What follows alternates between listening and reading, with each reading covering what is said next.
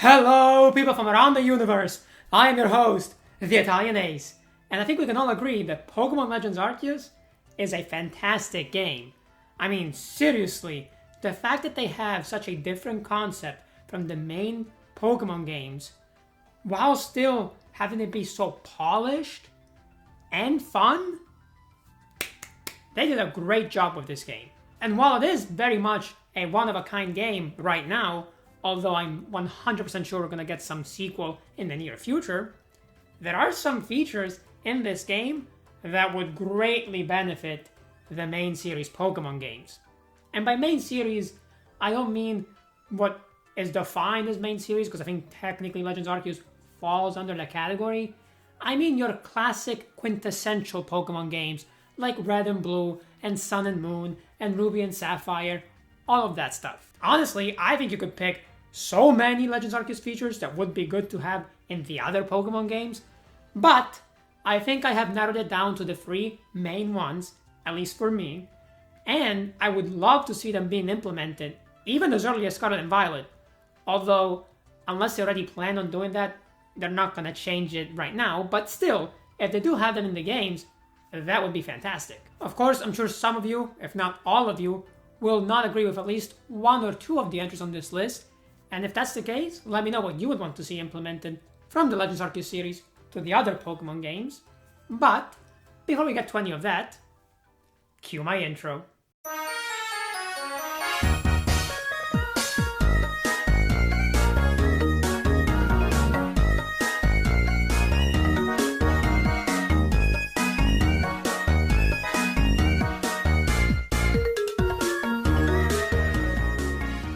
So, starting us off, we have a higher level of difficulty for the games.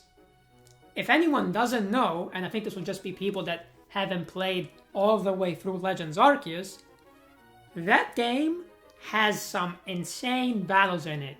Specifically, the final Volo battle, which is just absolutely bonkers.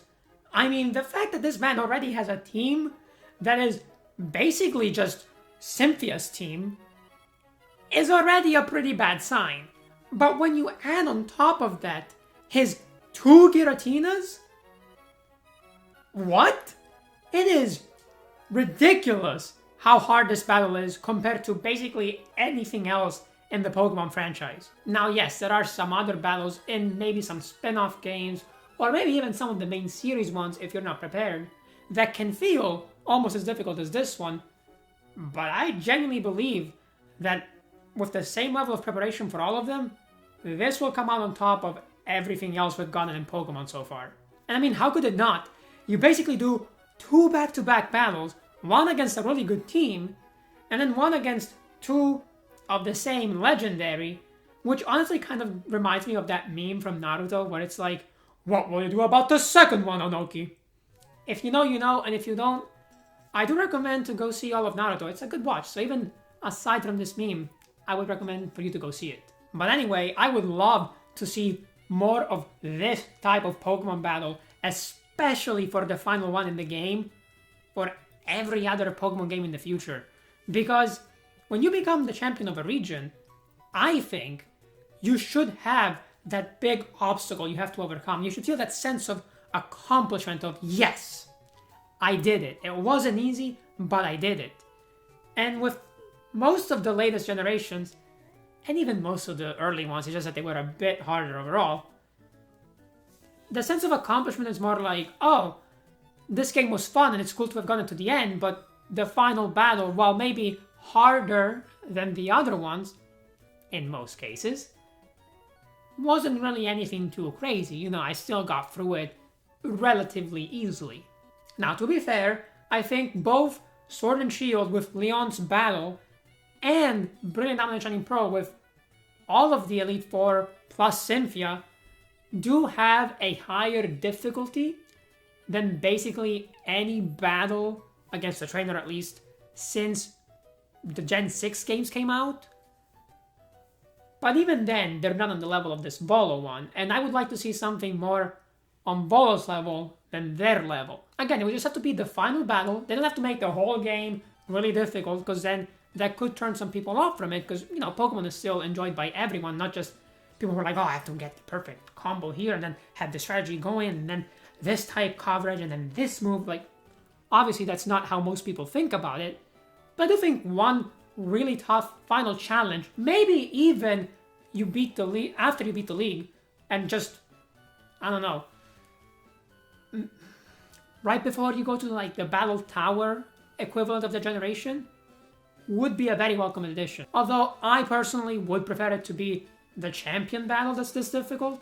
But if they really do think that having the main story being too hard would be a detriment to them, I would be okay with one of the post-game battles being on this level. Or pre-post-game, but post-basic game, I guess. Well, okay, enough about that.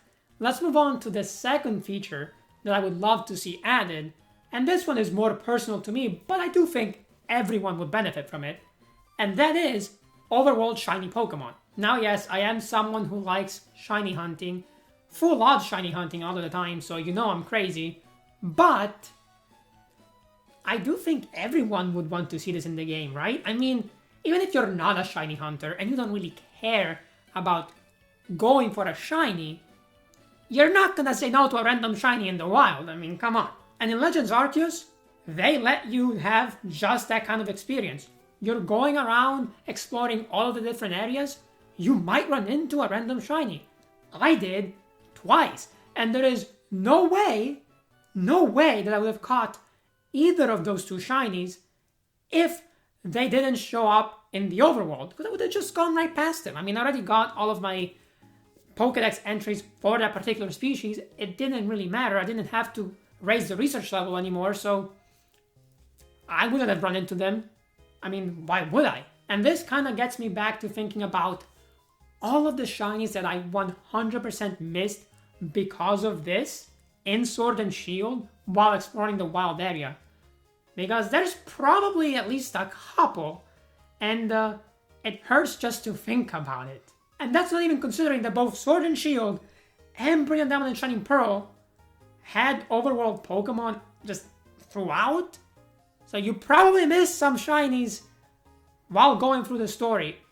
Maybe not everyone, but at least some people. And I mean, that doesn't sound fun, Trust me, Game Freak, I already am doing a fantastic job of failing shinies in the most spectacular ways. I mean, I think in the first year of Sword and Shield being out, I ran into a random shiny Corviknight with my Golisopod out in front, and I forgot that emergency exit would force you to flee the battle without even giving you the option of sending out another Pokemon, and I failed that shiny. So, believe me, we do not need other ways to fail shinies. So just make them overworld so that we don't risk missing them for absolutely no reason. Anyway, let's move on to the final one, because I do realize this may not be as much of a concern for a lot of people out there. But again, I do think everyone would love to see it in the game, so I still think it should be included in this. Regardless, the final feature that I would like to see added from Legends Arceus, I think is the most important one, at least in my opinion, and that is giving us the catching mechanics from Pokemon Legends Arceus. Now, we can all agree, I hope, that catching Pokemon in Legends Arceus was a great time. I mean, personally, I never had as much fun catching Pokemon as I did in that game. And a lot of that has to do with the fact that for the first time, you don't have to encounter a Pokemon to catch it. You can just see it in the overworld, sneak up behind it, or just run after it, or whatever, throw a Pokeball at it, and boom, you can catch it right there. Now, it's not guaranteed, but you can try to catch it without having an encounter. And then if you need to, you can still have the encounter to then just have a normal catch for that Pokemon. But I think at least 60 to 70% of the Pokemon I caught in Sword and Shield were from the overworld, because it was just so much more fun.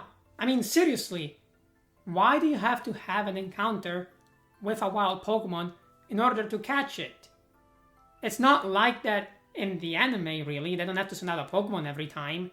And I don't see why it has to be like that in the games, especially since you can clearly do it like we did in Legends Arceus. So I just think it would make more sense, and it would also be a lot more fun because you wouldn't have to have that same run into a Pokemon, then send out your Pokemon, then like whittle it down to low health, then maybe inflict a status on it, then throw a Pokeball, and then you catch it. It's like, no, you're in the overworld, you can throw a Pokeball and catch it right there. Also, I do think that both having overworld shinies and catching Pokemon in the overworld kind of go hand in hand, so I hope that if they implement one of these features, they also implement the other one, because that's the best way to encounter Pokemon, in my opinion, and I would love for this to be the way you encounter Pokemon from here on out, and not just something you have in the Legend series. But okay, that is it for the features that I wanted to talk about. Of course, you have a lot more, like I was saying at the beginning, that you could introduce, and that might be really fun. But let's take, for example, Noble Pokemon, and the way you battled against them, which I thought was awesome. That wouldn't really make sense outside of a game like Legends Arceus, because the whole point behind that was that they were frenzied. So unless they come up with a way to have frenzied Pokemon in every game, which could happen but would be hard to do in a logical manner, then I don't want to have that come into the game just because, you know? Although maybe having the cover art legendary battle being preceded by this kind of an encounter with the legendary first could be pretty fun, I'm not gonna lie. Especially for the Scarlet and Violet legendaries. I mean, Koraidon and Miraidon, definitely, like I said many times at this point, two of the best designs for cover art legendaries in a long time. I mean, they look absolutely fantastic, and I just hope that they're also good in battle, because I would love for them to be one of my restricted slots. It would just make for an insanely fun experience, I think. And that is it for this video. I hope you enjoyed it. Again, let me know what you think are other features that we should get from Pokemon Legends Arceus into the other Pokemon games, and then we can see if we can come up with a definitive list and then send it to Game Freak, I guess, and they will for sure 100% implement it. Anyway, if you want to see more Pokemon content, especially related to Pokemon Scarlet and Violet, then I do recommend subscribing, and I hope to see you all in the next video. But until then, remember to follow the way of the Ace. See ya!